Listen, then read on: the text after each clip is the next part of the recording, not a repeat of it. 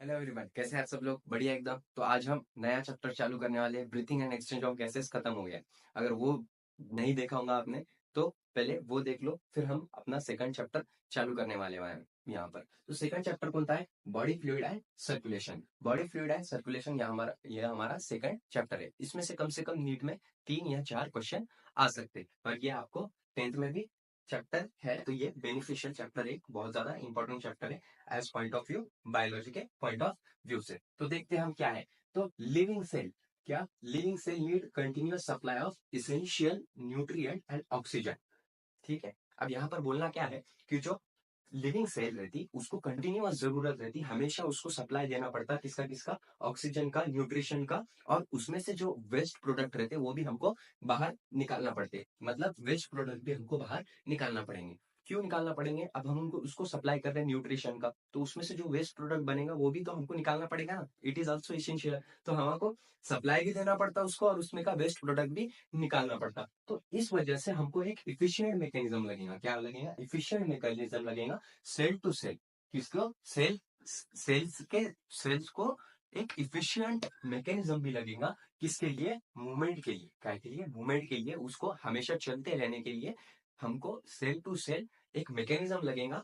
किस लिए लगेगा? क्योंकि उस लिविंग सेल को continuous supply of essential oxygen and nutrition की जरूरत रहती है। उसको कंटिन्यूअस सप्लाई देना पड़ता है हमको।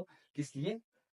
उसको न्यूट्रिशन भी देना पड़ता, ऑक्सीजन भी देना पड़ता, और रिमूवल ऑफ वेस्ट प्रोडक्ट, मतलब वेस्ट प्रोडक्ट जो रहते हैं उसको भी निकालना पड़ता है। इसलिए हमको एक इफिशियंट मैकेनिज्म लगेगा सेल टू सेल। तो ये मैकेनिज्म सिंपल जो ऑर्गेनिज्म रहते, सिंपल ऑर्गेनिज्म लाइक पोरिफेरा, यहाँ पे लिख देता मैं पोरिफेरा और सिलेंट्रेटा,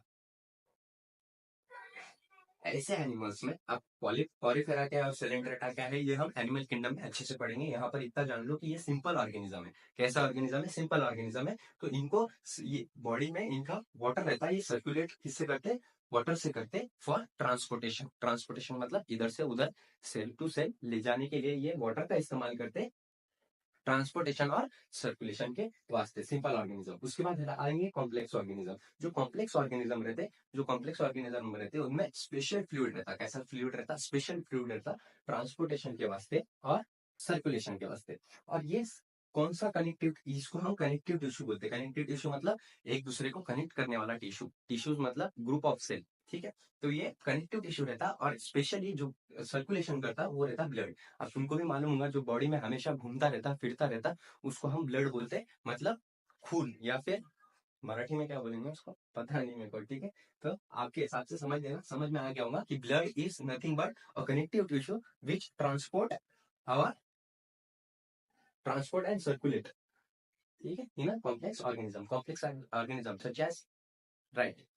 कौन से है कॉम्प्लेक्स ऑर्गेनिज्म? जैसे कि मैमेलिया हो गया, फिर रेप्टिलिया हो गया, फिर एम्फीबियन हो गया, फिर अ, अपने फिशेस हो गए। ठीक है। ये सब कॉम्प्लेक्स ऑर्गेनिज्म है। तो इनमें कैसा कैसा रहता कि कनेक्टिव टिश्यू रहता, जो कि ब्लड रहता, वो क्या काम करता? ट्रांसपोर्टेशन का काम करता और सर्कुलेशन का काम करता। इसके बाद हम ब्लड देखेंगे। क्या देखेंगे? ब्लड। अब हम ब्लड के बारे में जानेंगे। तो ब्लड क्या रहता? तो देखो ब्लड क्या है। It is a special connective tissue. क्या है ये? एक स्पेशल कनेक्टिव टिश्यू है।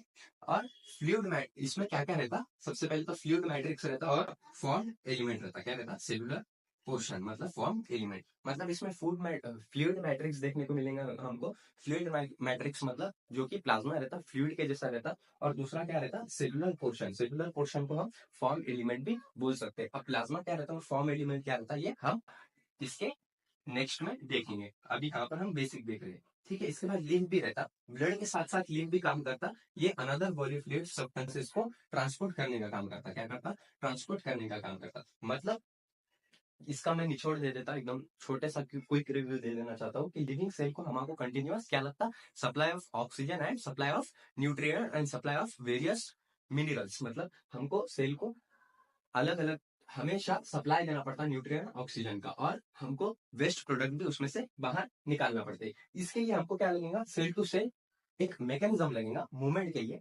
तो वो मैकेनिज्म कौन सा है? जो सिंपल ऑर्गेनिज्म है वो वाटर को सर्कुलेट कर लेते हैं और उससे ट्रांसपोर्टेशन कर लेते हैं। ठीक है। लेकिन whereas in complex organism special fluid is there, और वो स्पेशल फ्लूइड कौन सा रहता?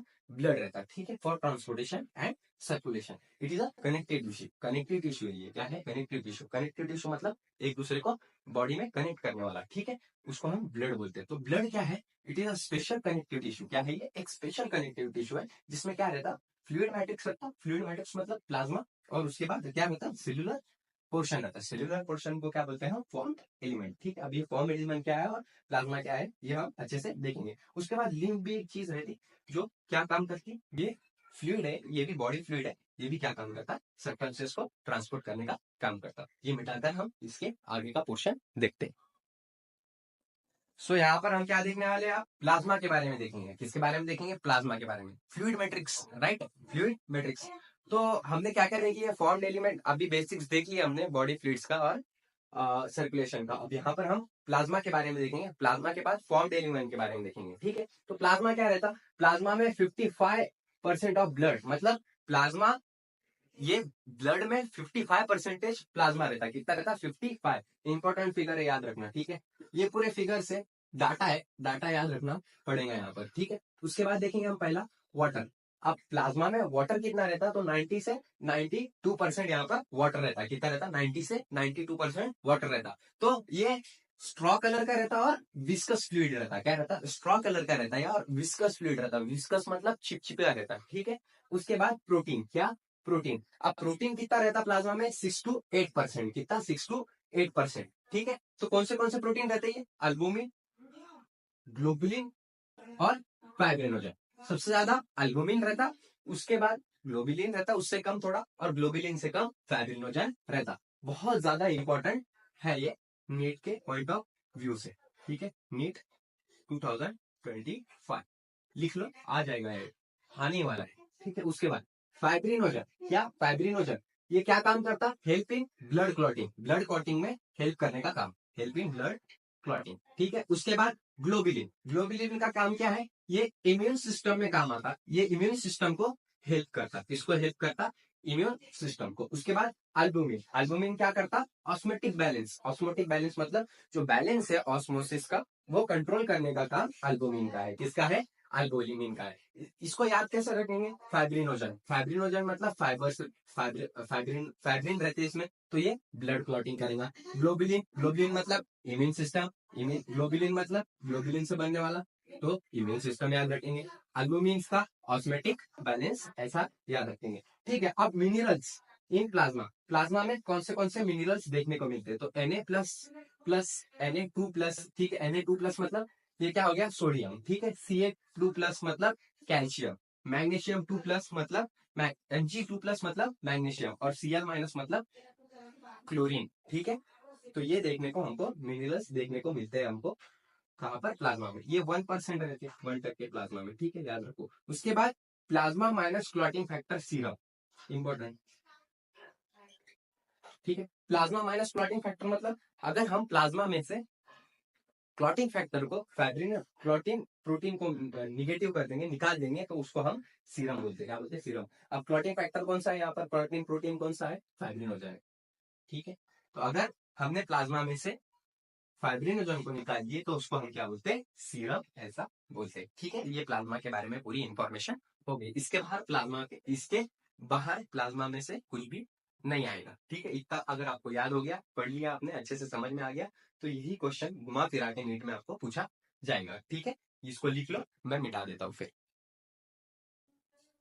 सो अब हम फॉर्म्ड एलिमेंट देखेंगे, ठीक है। तो फॉर्म्ड एलिमेंट में 3 मेजर ब्लड सेल्स आते, जो कि पहला है आरबीसी। कौन सी है? आरबीसी। दूसरी है डब्ल्यूबीसी, डब्ल्यूबीसी। आरबीसी का मतलब रेड ब्लड कॉर्पस्कल्स, इसका रेड ब्लड कॉर्पस्कल्स, और इसका दूसरा नाम क्या है? अर्थ्रोसाइट, ठीक है। उसके बाद डब्ल्यूबीसी, डब्ल्यूबीसी मतलब व्हाइट ब्लड सेल, इसका दूसरा नाम क्या है? बोल सकते क्या? हाँ, ल्यूकोसाइड। उसके बाद ब्लड प्लेटलेट, ब्लड प्लेटलेट को हम थ्रोम्बोसाइड भी बोल सकते हैं, ठीक है। उसके बाद आरबीसी, आरबीसी का काम क्या है? आरबीसी का काम क्या है और वो कैसे दिखती है और उसका स्ट्रक्चर क्या है, हम आरबीसी के बारे में इस वीडियो में पूरा देखने वाले हैं, ठीक है। तो अब आरबीसी को हम अर्थ्रोसाइड भी बोलते हैं। एज आई सेड, ये मोस्ट अबंडेंट सेल है ब्लड में। क्या क्या है ये? मोस्ट अबंडेंट है, मतलब सबसे ज्यादा रहती ब्लड में ये, ठीक है। अब इसका वैल्यू क्या है? 5 million to 5.5 million, 5 million to 5.5 million meter MM 3 in blood, मतलब ब्लड में 5 से 5.5 मिलियन mm³ में ब्लड में ये पाई जाती है। उसके बाद आरबीसी लैक ऑफ न्यूक्लियस, मतलब आरबीसी में न्यूक्लियस नहीं रहता, बहुत ज्यादा इंपॉर्टेंट है, मैं ये इसको मार्क कर देता।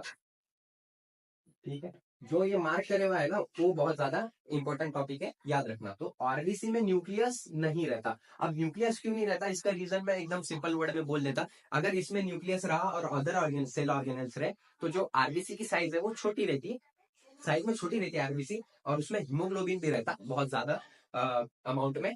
और अगर न्यूक्लियस और अदर अदर ऑर्गेनल्स भी, सेल ऑर्गेनल्स भी उसमें आ गए तो उसका जो सरफेस एरिया है वो कम हो जाएगा। इसीलिए नेचर ने न्यूक्लियस और अदर सेल ऑर्गेनल्स काय में आरबीसी में नहीं रखा। इसमें न्यूक्लियस नहीं रहता और अदर सेल ऑर्गेनल भी नहीं रहते, किसमें, आरबीसी में, याद रहेगा। ओके, उसके बाद ये बाइकॉनकेव रहती शेप में, कैसी रहती बाइकॉनकेव, जमा तो मैं यहाँ पर वीडियो में बता दूंगा बाइकॉनकेव कैसे रहती। Field with pigment of HB, मतलब इसमें एक पिगमेंट रहता और ये पूरा पिगमेंट से भरी हुई रहती, वो पिगमेंट को क्या बोलते हैं हम, हीमोग्लोबिन बोलते हैं। क्या बोलते हैं, हीमोग्लोबिन। कैसे कलर का पिगमेंट रहता हो, रेड कलर का पिगमेंट रहता, इसीलिए जो ब्लड का कलर है वो कैसा है, रेड कलर का है। RBC respire anaerobically, important point, जो आरबीसी है वो खुद कैसे रेस्पायर करती है, एनारोबिकली, वेराज उसमें वो ऑक्सीजन ट्रांसपोर्ट करती है, लेकिन रेस्पायर कैसे करती है, एनारोबिकली। एनारोबिकली रेस्पिरेशन मतलब कि जो कि O2 के बिना रेस्पायर करे, मतलब खुद के लिए वो ऑक्सीजन यूज नहीं करती, दूसरे टिश्यू को देती है, लेकिन दूसरा टिश्यू को ऑक्सीजन देती है लेकिन खुद ऑक्सीजन कभी नहीं लेती और एनारोबिकली रेस्पिरेशन करती है। ठीक है, carry O2 with the help of HB, मतलब ऑक्सीजन को कैरी करती है किसके हेल्प से, किसकी मदद से, एचबी के, एचबी मतलब हीमोग्लोबिन की मदद से, एज आई सेड। ठीक है, आरबीसी है इंजाइम कार्बोनिक अनहाइड्रेज। आरबीसी में एक इंजाइम रहता जिसको हम कार्बोनिक अनहाइड्रेज बोलते हैं। क्या बोलते हैं, कार्बोनिक अनहाइड्रेज। ठीक है, ये इसको ब्रेक डाउन करता हूँ, है कि आप, अगर आपने मेरा पिछला वीडियो देखे होंगे रेस्पिरेशन, तो आपको वहां से ये समझ में आया होगा। ठीक है, तो ये CO2 को ट्रांसपोर्ट करने का काम करता। Fe2+ is present in haemoglobin, मतलब आयरन जो रहता है वो हीमोग्लोबिन में प्रेजेंट रहता है। कहां पर, हीमोग्लोबिन को बनाने वाला जो सब्सटेंस है वो कौन सा है, Fe2+। Fe2+ मतलब आयरन। ठीक है, इसके बाद हम, और इसके बारे में बाकी है अर्थ्रोसाइड आरबीसी के बारे में पढ़ना, तो वो भी हम ये मिटा के पढ़ लेंगे। तब तक के लिए आप ये लिख लो, नोट कर लो और इसको याद कर लो। इंपॉर्टेंट है, बहुत ज्यादा इंपॉर्टेंट है, जहां पर इंपॉर्टेंट लिखा है वो जरूर याद रखना है आपने। ठीक है, ये मिटा दू, ठीक है, आप ये नोट कर लो तब तक, या तो फिर स्क्रीनशॉट ले लिया करो। बहुत ही छोटा पॉइंट बाकी था अपना कि आरबीसी का फॉर्मेशन कैसा होता। आरबीसी के फॉर्मेशन को हम क्या बोलते हैं, हम आरबीसी के फॉर्मेशन को बोलते हैं अर्थ्रोपोएसिस, इथ्रोपोएसिस, इथ्रो भी बोल सकते हैं, अर्थ्रो भी बोल सकते हैं। अब देखो बोलते नहीं आता, प्रोनाउंसिएशन नहीं करते आता अच्छे से, इतने अच्छे से, तो इसको क्या बोलेंगे आप, एरिथ्रोपोएसिस। ठीक है, एरिथ्रोपोएसिस, एरिथ्रोपोएसिस मतलब आरबीसी का फॉर्मेशन होना, इसको हम एरिथ्रोपोएसिस बोलते हैं। इन अडल्ट, मतलब जो अडल्ट रहते उसमें कहां पर होता है, ये रेड बोन मैरो में होता। कहां पर होता है, रेड बोन मैरो में। और जो इम्ब्रियो है, मतलब जो पेट में बच्चे रहते, पेट में बच्चा रहता, वो उसका कहां पर होता, योल्क सैक में होता। कहां पर होता, योल्क सैक। ठीक है, और लीवर में भी हमको ये देखने को मिलता है। उसके बाद life span of RBC, life span of RBC मतलब आरबीसी का लाइफ स्पैन कितना रहता, लाइफ स्पैन मतलब उसकी उम्र कितनी रहती, मतलब वो कब तक जीती है, कब तक बॉडी के अंदर रहती है। तो लाइफ स्पैन कितना रहता, नियर अबाउट 120 डेज। कितना रहता, 120 डेज के आसपास। और ग्रेव यार्ड ऑफ आरबीसी मतलब आरबीसी कहां पर जाकर खत्म हो जाती, तो वो कहां पर जाकर खत्म हो जाती, वो स्प्लीन में खत्म हो जाती। मतलब आरबीसी का जो ग्रेव यार्ड है जहां पर खत्म होती, वो जहां पर उसको खत्म कर दिया जाता वो है स्प्लीन में। ठीक है, अगर आपको वीडियो अच्छा लगा होगा तो सब्सक्राइब जरूर करना और वीडियो को आपके दोस्तों के साथ जरूर शेयर करना। Thank you so much, have a great day.